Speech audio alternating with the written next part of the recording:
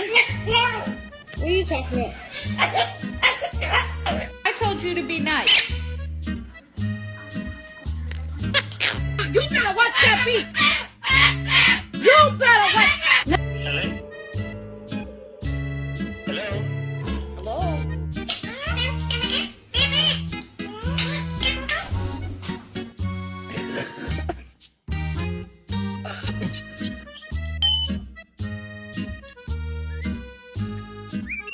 Yeah, I'm fucking working on it, dude.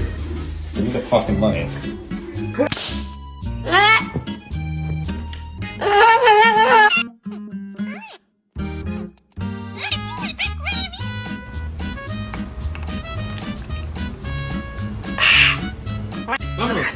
Vamos.